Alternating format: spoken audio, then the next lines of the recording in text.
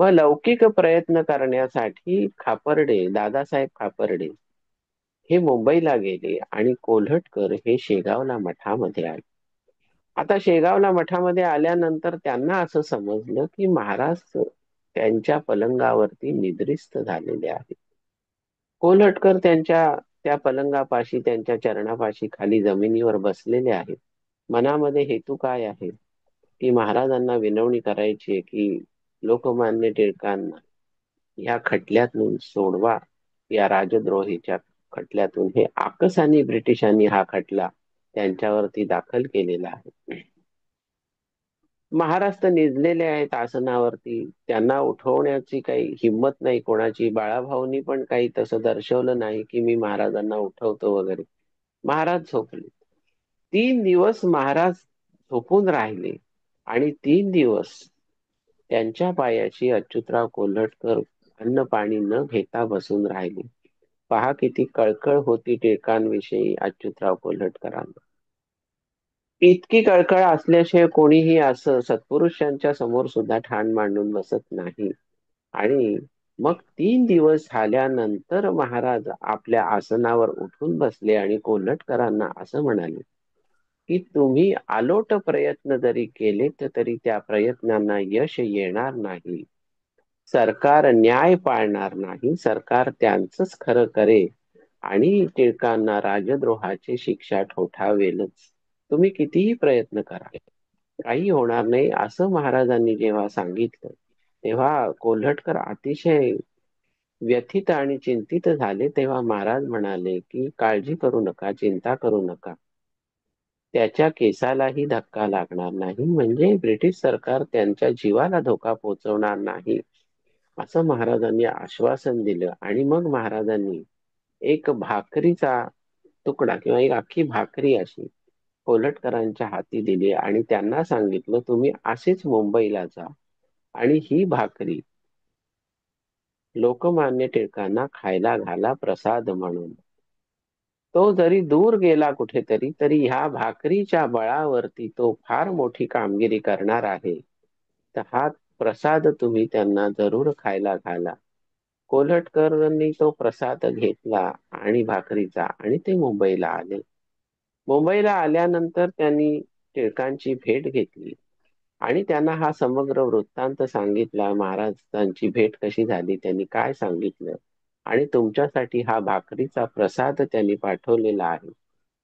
हे जेव्हा लोकमान्यांना त्यांनी सांगितलं तर लोकमान्य म्हणाले की स्वामींची सत्ता आगाध आहे, स्वामींचं ज्ञान आगाध आहे, संतांना भूत भविष्य वर्तमान सगळंच काही समजत असतं. त्यांनी ही भाकरी पाठवली आणि तुम्हाला असं सांगितलंय की तो जरी दूर देशी गेला तरी ह्या भाकरीच्या बळावरती तो फार मोठी कामगिरी करेल. आता हे काय भविष्यवाणी आहे याचं ज्ञान आता तरी आपल्याला नाही, पण तुम्ही जी भाकरी आणलेली आहे तो प्रसाद समजून मी ती भक्षण करीन. टिळकांच्या मुखामध्ये त्यावेळेला दात नव्हते, कारण टिळकांना सतत सुपारी खायची सवय सवय होती. अस्सल श्रीवर्धनी रोठा सुपारी अडकीत त्यांनी काडकन फोडून ते कातरून खात असत. कधी कधी तो अस्सल श्रीवर्धनी रोठा दाताखाली दाबूनही ते फोडत असत, इतके त्यांचे दात मजबूत होते. पण सतत सुपारी खाण्यामुळे त्यांच्या दातांमध्ये काहीतरी विकार निर्माण झाला, पायोरियाचं दुखणं झालं आणि त्याच्यानंतर ते दात काढावे लागले. तर त्यावेळेला टिळकांच्या मुखामध्ये दात नव्हते, पण भाकरीचा प्रसाद आहे. ती आता वाळली होती भाकरी, कधी 2-4 दिवसापूर्वी किंवा 10 दिवसापूर्वी 8 दिवसापूर्वी बनवलेली असेल, पण प्रसाद टाकायचा कसा? मग टिळकांनी ती भाकरी कुस्करून दुधात बुडवून खाल्ली आणि ते म्हणाले की स्वामींना आमचा साष्टांग नमस्कार सांगा तुम्ही जेव्हा परत भेटायला जाल तेव्हा. आणि मग इकडे खटला सुरू झाला आणि खटल्याचा निकाल अर्थातच टिळकांच्या विरुद्ध लागला. पण दादासाहेब खापर्डे यांनी मात्र हार मानली नाही. ते तसेच इंग्लंडला गेले आणि इंग्लंडला गेल्यानंतर त्यांचं जे ब्रिटिश सरकारचं तिथल्या जे प्रिव्ही काउन्सिल होत, त्या प्रिव्ही काउन्सिलकडे त्यांनी दाद मागितली ह्या खटल्याच्या विरोधामध्ये. की शिक्षा तर झाली राजद्रोहाची, पण मला त्याच्याशी दाद मागायची आहे. पण प्रिव्ही काउन्सिल इतकं, म्हणजे ब्रिटिश सरकार इतकं लबाड होतं की त्यांना हे माहिती होते की कोण ना कोणतरी इंग्लंडला ह्यासाठी येईलही. वास्तविक इंग्लंडला त्यावेळेला जायला काही विमानं नव्हती, बोटीने जावं लागत असे, महिना महिन्याचा तो प्रवास असेल. त्या प्रवासाने दादासाहेब खापर्डे इंग्लंडला जाऊन पोहोचले आणि त्यांनी प्रिव्ही काउन्सिलकडे तो अर्ज केला. ते यायच्या आधीच प्रिव्ही काउन्सिलनी त्यांचा अर्ज प्राप्त झाला तेव्हा त्यांनी सांगितलं की सरकारने नवीन अधिसूचना काढलेली आहे की प्रिव्ही काउन्सिलकडे सुद्धा राजद्रोहाच्या खटल्याला, म्हणजे राजद्रोहाच्या आरोपाला किंवा शिक्षेला अपील करता येणार नाही. तरी सुद्धा दादासाहेब खापर्ड्यांनी नेटाने प्रयत्न केले. तिथले आमिर ओमराव, जे काही बडी धेंड होती तिथे सरकारमध्ये, कारण तिथे लोकशाही त्यावेळेला प्रस्थापित होती. राणी होती त्यावेळेला व्हिक्टोरिया राणी, ती राष्ट्राची प्रमुख होती.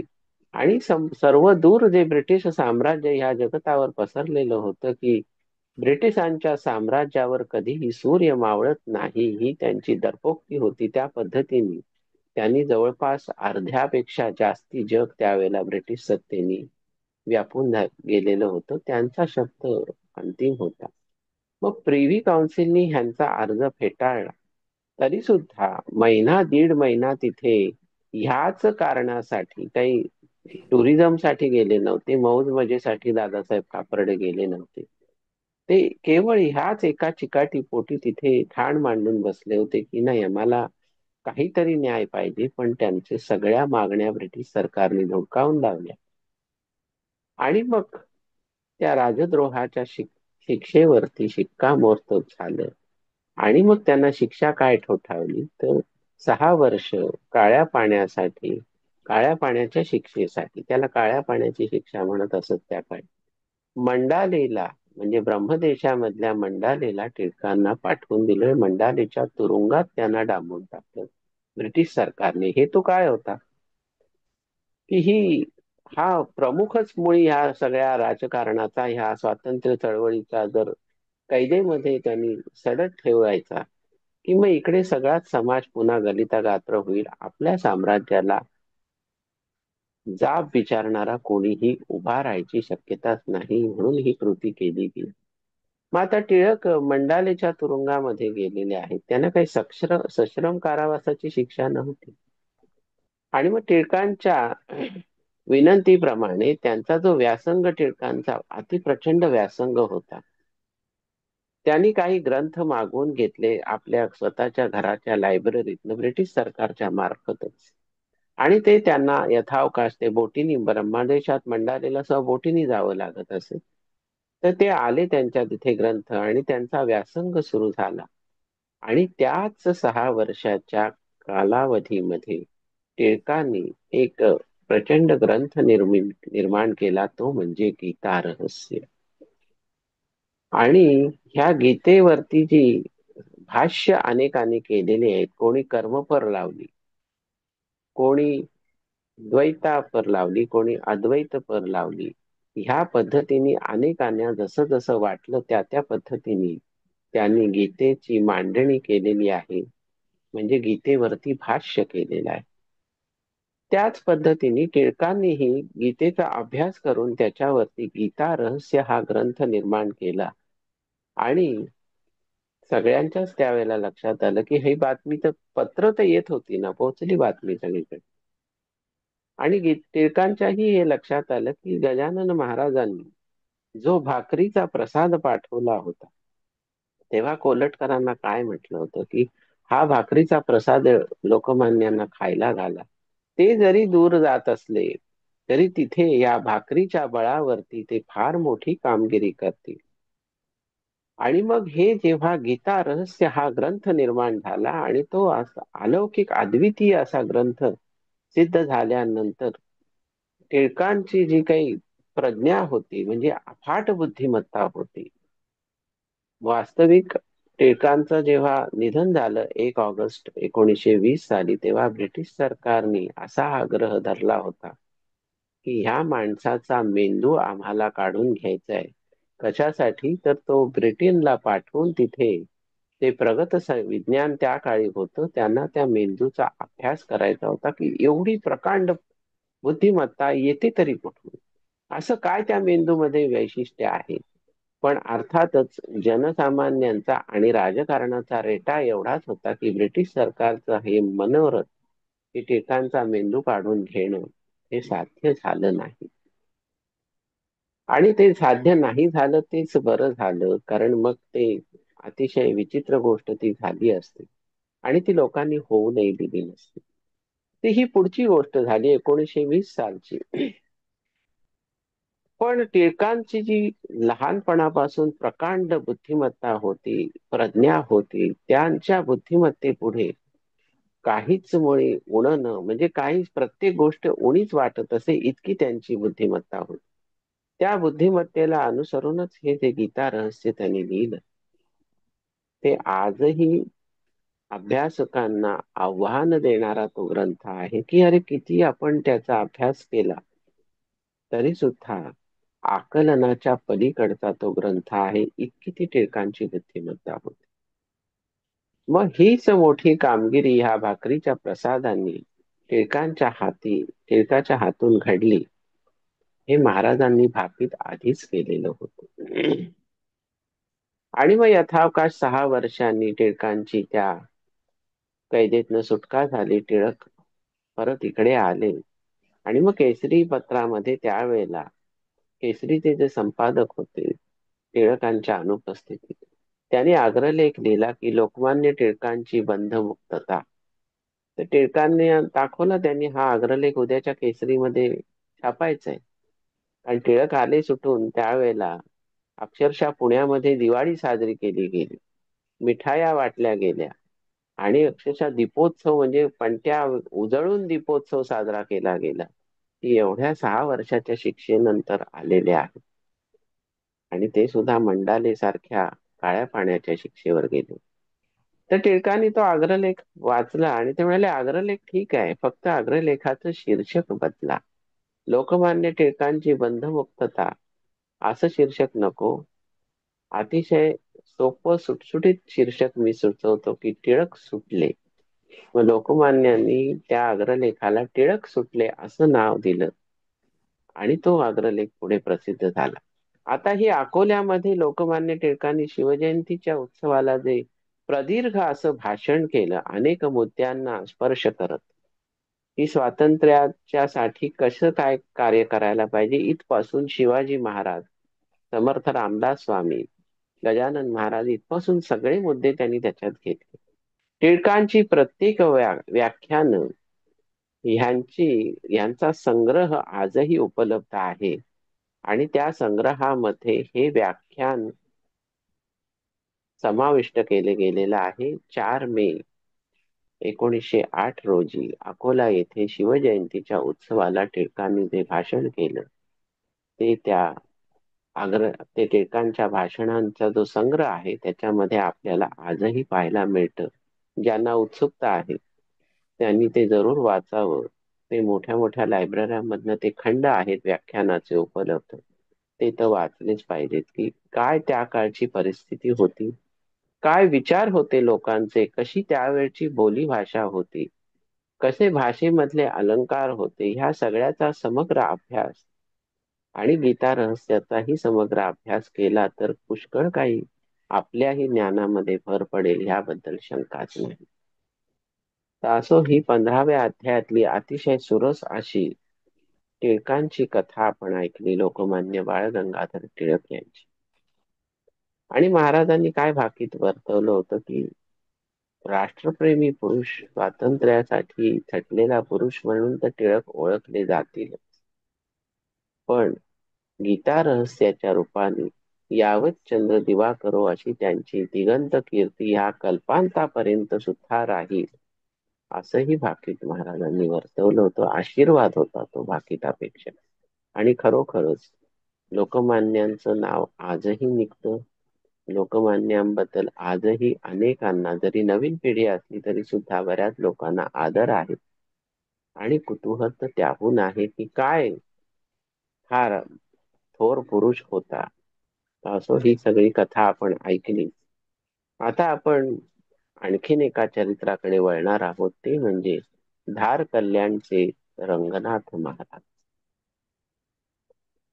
आता हे धार कल्याणचे रंगनाथ महाराज कोण होते, त्यांच्या चरित्राबद्दल आपण जरा जाणून घेऊया. कारण हाही एक अलौकिक असा अवलिया होता, अवलिया सत्पुरुष होता. आता गजानन महाराजांच्या भेटीसाठी शेगाव क्षेत्री आलेल्या संतांपैकी धार कल्याणचे सद्गुरू श्री आनंदी आत्मानंद सरस्वती उर्फ श्री रंगनाथ महाराज हेही आलेले होते. म्हणजे ह्या दोन सत्पुरुषांची, गजानन महाराज आणि रंगनाथ महाराज यांची भेट झालेली आहे. आणि ती एकदा नाही तर दोनदा ही भेट झालेली आहे. श्री रंगनाथ महाराजांनी मराठवाड्यात कार्य केलं. मग पोथीमध्ये उल्लेख आहे की धार कल्याणचे रंगनाथ होते जे मोठे संत, ज्यांचं कार्य मोगलाईचं होतं. म्हणजे मोगलाई म्हणजे मराठवाड्यामध्ये, मराठवाडा हा मोगलाईच्या विळख्यामध्ये अडकलेला होता. आणि त्या काळात सुद्धा तर मोगलाई प्रांतामध्ये, मोगलाई म्हणत असत तिला, मोगल प्रांत म्हणत असत मराठवाड्याला. मराठवाडा नंतर स्वतंत्र केला गेला वगैरे, ते पुष्कळ राजकारणामधले पदर आहेत, त्या कथाही आहेत. तर रंगनाथ स्वामींनी मराठवाड्यात कार्य केलं आणि गजानन महाराजांनी विदर्भामध्ये कार्य केलं. हे रंगनाथ महाराजांचा जन्म शके 1770 फाल्गुन शुद्ध एकादशी सोमवार ह्या दिवशी जालना येथे झाला. जन्माला आल्यापासूनच रंगनाथ महाराजांची अलौकिक अशी लक्षणं दिसायला लागली. कोणती लक्षणं होती? की जन्मतः मूल रडतं, पण ते रडलेच नाही. तेव्हा सर्वजण चिंतेत पडले की अरे, हे मूल तर जन्माला आलंय आणि रडत नाही म्हणजे का? पण ते खरंच रडले नाही. मग त्या काळच्या पद्धतीप्रमाणे जन्माला आलेल्या मुलाचं जातक विचारण्यात येईल. जातक म्हणजे त्यांचं कुंडली मांडून, जन्मकुंडली मांडून भविष्य विचारण्यात येत असत. त्या पद्धतीने ह्यांचंही जातक मांडलं गेलं आणि त्यामध्ये भविष्य असं वर्तवण्यात आलं की अरे, ह्या बालकाची सगळी लक्षणं ही महापुरुषाची लक्षणं आहेत. आता ते 2-2.5 वर्षाचे झाले. हे ज्यांच्याबद्दल भाकीत वर्तवलंय ते रंगनाथ महाराज 2-2.5 वर्षाचे झाले, पण मूल अद्यापही बोलत नाही. याची खंत त्यांच्या माऊलीला पडली की अरे, 2.5 वर्षाचं मूल आहे, एक शब्दही बोलत नाही, मुकाबिका तर नाही ना हा? अशी त्या माऊलीला शंका पडली. पण मग तिने काय असे वेगळे वेगळे कुठले औषधोपचार केले नाही. तिने संत पुरुषांच्या भेटीगाठींचा सपाटा लावला आणि ह्याच उद्देशाने किंवा ह्याच एका इच्छेपोटी की मूल बोलेल आपलं कुणाच्या तरी आशीर्वादाने, जालन्यामध्ये नूरशहा वल्ली नावाचे एक संत होते, अवलिया होते. त्यांच्याकडे त्यांची आई त्यांना घेऊन गेली रंगनाथ महाराज. आता त्या 2-2.5 वर्षाच्या मुलाला पाहिल्यानंतर नूरशहा वल्ली इतकं काही आनंदित आणि प्रसन्न भावाने त्यांची मुद्रा अशी प्रसन्न दिसायला लागली. त्यांनी तत्क्षण ते मूल त्यांच्या आईकडनं घेतलं आणि स्वतःच्या मांडीवर त्यांना बसवलं, त्या 2-2.5 वर्षाच्या रंगनाथ बाळाला. आणि ते त्यांना कुरवाळत कुरवाळत म्हणाले, अरे, ये तो बडा महापुरुष है, इसकी अच्छी देखभाल करना, इन्हें अच्छी तरह से संभालना, ये बहुत नाम कमाएगा, ये बहुत बड़ा पुरुष है. आणि ह्या सत्पुरुष होईल असं जेव्हा त्यांनी सांगितलं आणि आशीर्वाद दिला नूरशहा वल्लींनी, त्यानंतर मात्र 2.5 वर्षाच्या वयामध्ये ही घटना घडली. नंतर मग यथावकाश त्यांचं जसं जसं वय वाढायला लागलं तसं ते मग बोलायला लागले. सगळंच काही त्यांचं बालपण मग त्या पद्धतीने विकसित व्हायला लागलं. पण मुळातच रंगनाथ महाराजांचा स्वभाव अतिशय खोडकर असा होता. दुसऱ्याच्या खोड्या काढण्यामध्ये त्यांना अतिशय आनंद वाटत असे, पटाईत होते त्या काळात. मग काळाच्या अनुसरून रंगनाथ महाराजांचं नाव, आता आपण महाराजच म्हणूया कारण रंगनाथ महाराजांचं चरित्र आपण पाहतो. तर रंगनाथ महाराजांना त्या काळी ते 6 वर्षाचे झाल्यानंतर किंवा 7 वर्षाचे झाल्यानंतर शाळेत नाव दाखल केले. शाळेमध्ये ते अति खोड्या काढत असत आणि नको करत असत, अगदी शिक्षकांना सुद्धा आणि विद्यार्थ्यांना इतर सुद्धा त्यांच्या सहअध्यायांना सुद्धा. मग कंटाळून कधी कधी शाळेतले शिक्षक त्यांना शाळेतनं चक्क हाकलून देत असत की जा, चालायला लाग बाबा, इथे काही थांबू नको, सगळ्यांना तू त्रासच देतोयस आम्हाला. मग आता शाळेतनं हाकलल्यानंतर मग काय मोकाटच फिरायचं ना. मग ते काय करायचे, खोड्याच काढायच्या ना, मग ते स्वतः नागवे व्हायचे, नागडेपणाने ते गावामध्ये फिरायला लागायचे. मग कोणाच्या तरी दुकानापुढे उभं राहायचं आणि तोंड वेंगाडून भीक मागायची, अरे मला दे रे दे रे. त्याच्यानंतर चणे शेंगदाणे फुटाणे वाटाणे जो विकणारा होता गावामध्ये, जे दुकान होतं त्याच्याकडे जायचं, त्याच्या टोपल्यातले मुठभर चणे उचलायचे आणि डोक्याला जे बघा नागडे फिरतायत, अंगामध्ये काहीतरी एक ते धडूत घातले, वरती डोक्याला टोपी आहे, त्या टोपीमध्ये ते चणे ठेवत असत मुठीने, आणि मग रस्त्याने फिरत फिरत खात असत. आता त्या काळी चणे शेंगदाण्यांना किंमत तरी किती होती? अर्धा पैसा पाव पैसा याच्या पलीकडे त्यांना काही किंमत नव्हती. आजकाल सारखं नव्हतं महागाई. आणि ते काय स्वस्त होतं सगळं तर. आणि हा मुलगा गावचं देशमुख पण ज्याच्याकडे आहे, अशा घराण्यात जन्मलेला, याचे वडील मूळ त्या पदावरती, त्या देशमुख पण गावचं, त्याला विरोध कसा करणार, म्हणून चणे फुटाणेवाला त्यांना जे काही मुठीने ते चणे स्वतःच त्या टोपल्यातनं उचलत असत, त्यांना कधी मज्जाव करत नसे.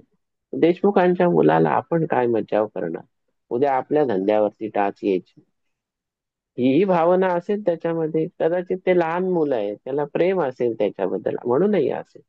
मग हे चणे फुटाणे खात ते त्या रस्त्यामधून ते फिरत असत. आता